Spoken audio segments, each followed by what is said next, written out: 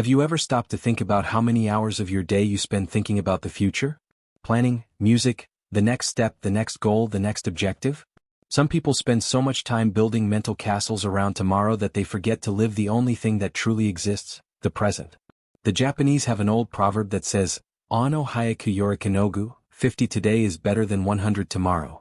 Sounds simple, but this concept carries a truth that can completely change the way you see your life. Because we live in a culture obsessed with the future, with "it'll all work out later," with "when I achieve this then I'll be happy with just a little more and then I'll relax." And while you're busy mapping out the next move, life is unfolding quietly right in front of you, and you barely notice it. This is the story of a man named Sebastian. Just an ordinary driven guy with clear goals, structured routines, and a life plan that looked flawless on paper. He had ambition, discipline, direction. But he had one silent problem. He was so obsessed with tomorrow that he forgot how to exist today. And before you think, "That's not me," let me ask you something. When was the last time you reached a goal and actually allowed yourself to enjoy it before chasing the next one? When was the last time you experienced a moment fully, without anxiety whispering about what comes next? Exactly. Before we go further, if this kind of story resonates with you, subscribe, leave a like, and tell me in the comments, do you live more in the present or in the future? Be honest. Now let's begin. Chapter 1. The life of Sebastian. Sebastian was 27 and lived in Portland. He worked at a fast-growing tech startup, the kind that talked about changing the world. He was a project analyst. Good salary, clean apartment, reliable car. From the outside, everything looked solid. But Sebastian couldn't enjoy any of it. He was the kind of person who finishes one task and immediately jumps into the next without pausing to breathe. The kind who hits a milestone and instantly worries about the next one. The kind who sits at dinner with friends but mentally is already preparing for Monday's meeting. Sebastian lived in anticipation. Every achievement was just a checkpoint. Every moment was preparation for something better ahead. His mind ran on a loop: when I get promoted, when I buy a house, when I have more savings, when I'm fully prepared. The present wasn't something to experience. It was something to get through. He woke up at 5:30 a.m. every day. He went to the gym, not because he enjoyed it but because someday it would pay off. He drank coffee while reading productivity blogs. At work, he volunteered for extra projects, positioning himself for the next promotion. On weekends, he enrolled in online courses, preparing for a job market 5 years away. Let me ask you, where was Sebastian actually living? In his current reality? Or in a future that didn't exist yet? He wasn't miserable in the obvious sense.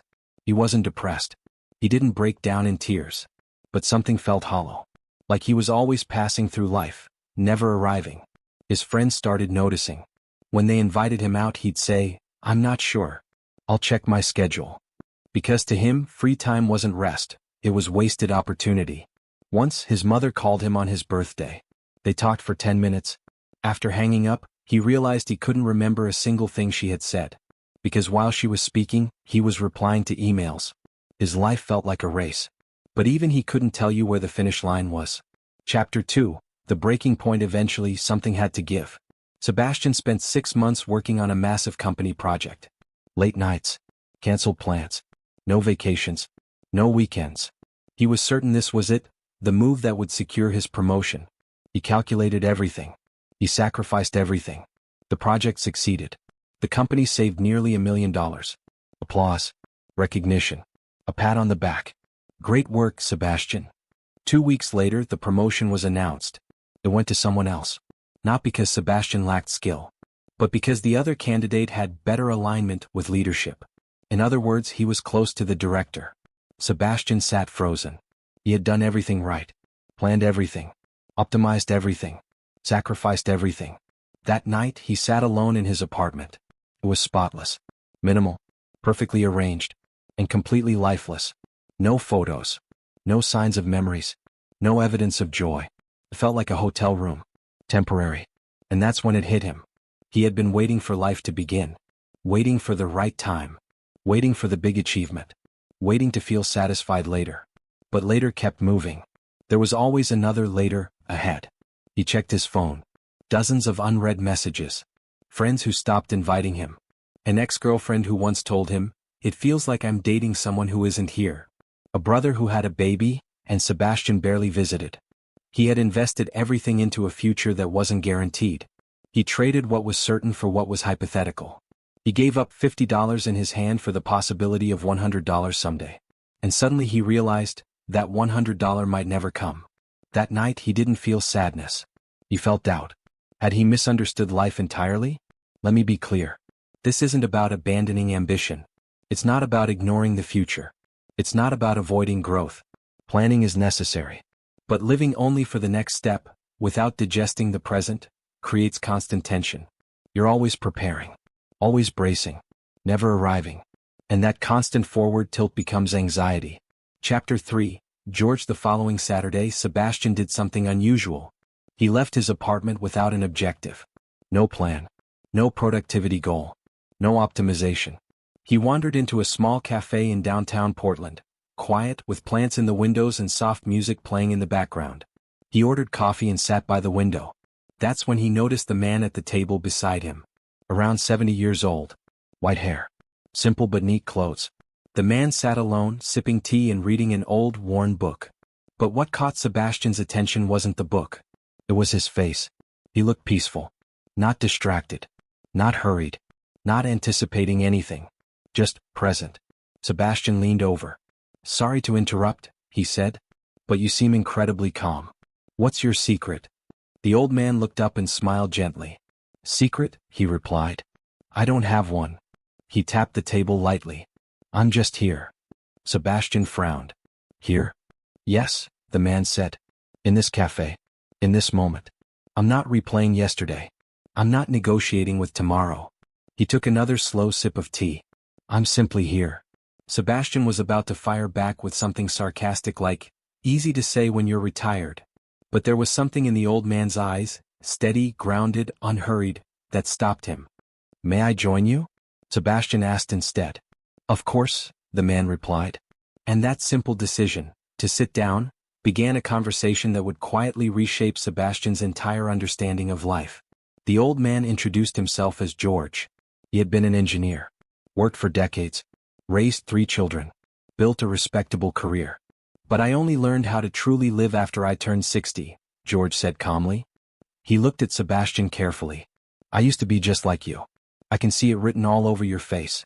You're always calculating the next move, aren't you?" Sebastian felt exposed. "How can you tell?" George smiled gently. "Because I lived that way for 40 years. He leaned back in his chair. "I postponed everything.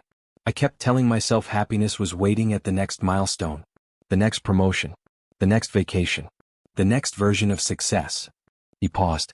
"And then one day I woke up at 58 and realized something painful." "What?" Sebastian asked quietly. "I had missed my children growing up. I had missed ordinary evenings with my wife. I had lost the ability to taste life, because I was always chewing on tomorrow." The words settled heavily between them. "And what changed?" Sebastian asked. George reached into his wallet and pulled out a small worn piece of paper. On it was a handwritten phrase in Japanese with a translation beneath. "Esu no haiku yori kyu no goju. 50 today is better than 100 tomorrow." A Japanese colleague shared this with me years ago, George said. I understood the translation immediately. But I didn't understand the meaning until I nearly lost my wife. Sebastian's chest tightened. She had a serious health scare. For weeks we didn't know what would happen. And I realized something terrifying. George's voice softened. I had spent decades planning a future with her. But I hadn't actually lived the present with her. Sebastian swallowed. "What does it really mean?" he asked. "It means certainty matters," George explained. $50 in your pocket today is worth more than a promised 100 tomorrow. Tomorrow isn't guaranteed. He looked directly at Sebastian. And while you're waiting for that 100, you're wasting the 50. Silence. "It's not about being reckless," George continued. "It's not about abandoning ambition. It's about balance. It's about understanding that life doesn't begin at the destination." He tapped the table gently. "If you're always racing toward the next checkpoint, you never actually live the road." The truth hit Sebastian hard. He had sacrificed his present for a future that might never arrive, and even if it did, it would only become another stepping stone. "So how do I change?" Sebastian asked, and this time there was urgency in his voice. George smiled. "Start with one question. What do I have today that I'm ignoring because I'm obsessed with tomorrow?" Chapter 4, Change. Sebastian left the cafe different. Not dramatically transformed. not reborn overnight. But it felt like someone had turned on a light in a room that had been dim for years. He began with small shifts. The next morning, instead of springing out of bed in autopilot mode at 5:30, he stretched. He noticed the sunlight creeping through the blinds. It seemed insignificant. But it was the first morning in years he had actually seen it. At breakfast he placed his phone face down. He drank his coffee slowly. He realized he had forgotten what it felt like to do one thing at a time. At work he greeted people properly, eye contact, attention, presence. One coworker smiled and said, "You seem different today. Did something good happen?" And Sebastian realized something had. He had returned to the present. But change wasn't instant. Years of forward-leaning anxiety don't disappear in a week. 2 weeks later he faced a real test. His boss called him in. "There's a major project opening up," his boss said. "High visibility. It'll require nights and weekends. But it could open serious doors." The old Sebastian would have accepted immediately. This time he paused. What am I sacrificing now for a possibility later?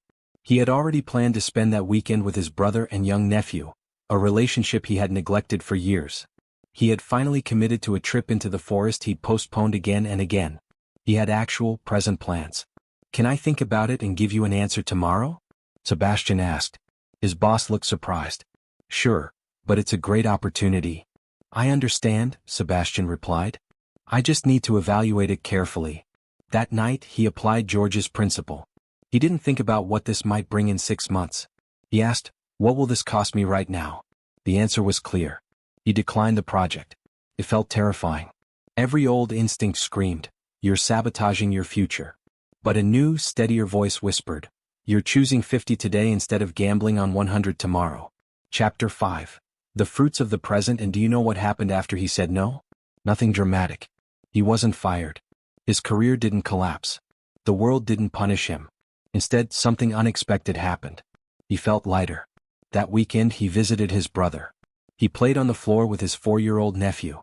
They laughed until they were breathless. And when his nephew wrapped his small arms around his neck, Sebastian had a sudden realization. If I had taken that project, I would have missed this. And this moment will never exist again. Not this laugh. Not this hug. Not this version of him. Now or never. He went on the forest trip alone. No phone signal. No emails. No noise. The first day was uncomfortable. His mind kept racing. "You're wasting time. You should be productive. This isn't advancing anything." But by the second day something shifted. He sat beside a stream watching the water move over the rocks. And for the first time in years he stopped. He stopped replaying the past. He stopped rehearsing the future. He was simply there. Breathing. Alive. And he felt something he hadn't felt in a long time. When he returned his job was the same. But he wasn't. He had learned something no productivity book had ever taught him. The value of now. He began applying the 50 today principle everywhere. When a project succeeded he celebrated, genuinely. He thanked his team. He acknowledged the win instead of rushing ahead. When he met friends his phone stayed in his pocket. When he cooked he enjoyed the process, not because it was useful but because it was meaningful. He picked up his guitar again, something he had abandoned because it wasn't leading anywhere. He wasn't great at it. But he was present. And that was enough. Psychologists call this mindfulness. But this idea isn't new. In Japan there is a concept called ichigo-ichi, the understanding that each moment is unique and will never repeat. And in the West, figures like Jon Kabat-Zinn helped popularize mindfulness with a simple truth. You can't stop the waves but you can learn to surf. And that's exactly what Sebastian began to do. He stopped trying to control every tomorrow. And started living today. You can't control what hasn't happened yet. But you can choose how fully you experience what's happening now. The philosopher Alan Watts once expressed it beautifully. The real secret of life is to be completely engaged in what you're doing in the present moment, so immersed that what you call work begins to feel like play. Total involvement. No mental escape routes. No living somewhere else. In Japan this idea runs deep. Their culture carries dozens of proverbs centered on presence. Su no haiku yori kyu no goju, 50 today is better than 100 tomorrow, is just one.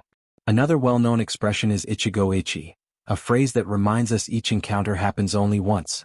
This conversation. This day. This exact minute. It will never repeat in exactly the same way. So why spend it obsessing over a tomorrow that isn't guaranteed? Chapter 6. The deeper shift. 6 months passed after Sebastian met George at the cafe. The change in him was no longer subtle. People noticed.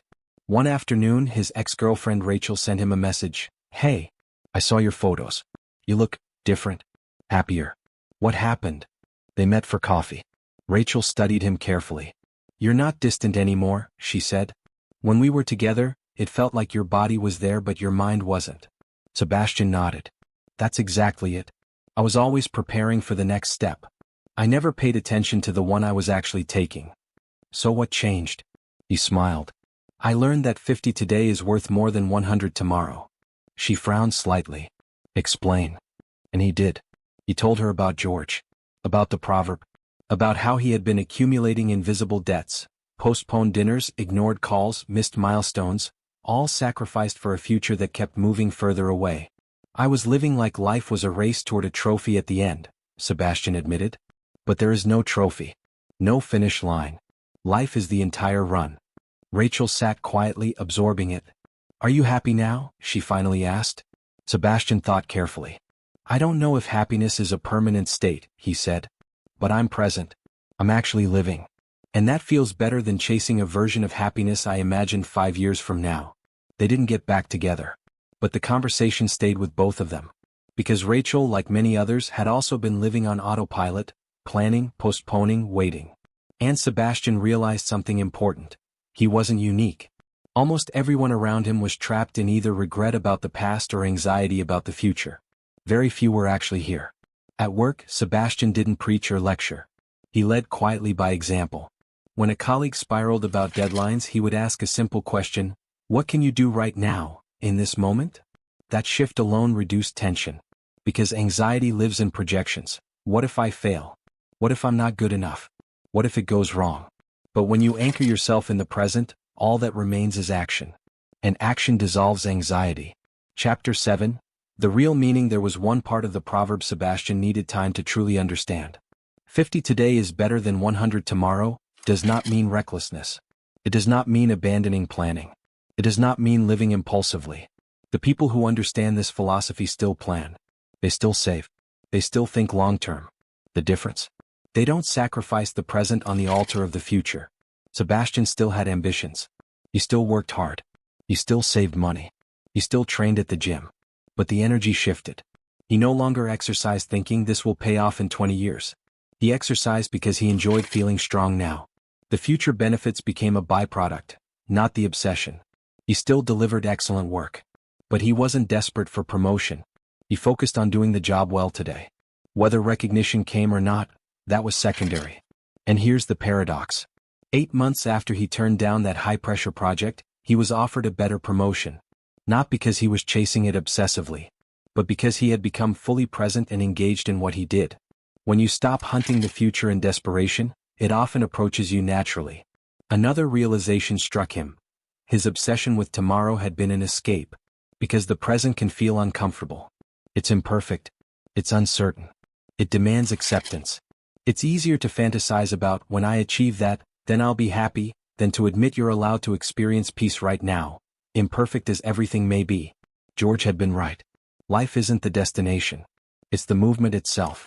And Sebastian had spent years sprinting so fast that he never noticed the landscape. The reflection. Let's bring it together. Sebastian lived anxiously, always preparing, always postponing, always waiting for the right moment to finally feel satisfied. Then he lost the promotion he was certain would validate everything. That loss forced him to question his entire philosophy. He met George. He learned a simple but powerful idea. It's better to value what is real now than chase what is uncertain later.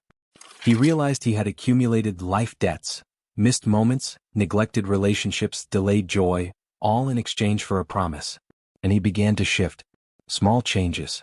Putting his phone down. Listening fully. Celebrating wins. Choosing family over hypothetical career leverage. Sitting by a stream and doing absolutely nothing. And in that stillness he discovered something radical. Life is not waiting at the finish line. It is happening now. Planning isn't the problem. Sacrificing today for a maybe tomorrow is. Tomorrow is uncertain. This moment is not. Right now, as you're hearing these words, this second is real. Everything else is memory or imagination. So here's the question that remains. Are you living this moment? Or are you postponing your life for a future that may never arrive? 50 today? Or 100 tomorrow? If this story made you reflect, leave a like, subscribe, and tell me, what moment are you postponing because you're too focused on what comes next? And one last thought. Did you know that planning can sometimes be procrastination disguised as productivity? If you want to explore that idea deeper, check out the latest video on the channel about execution versus endless preparation. Until next time, be here.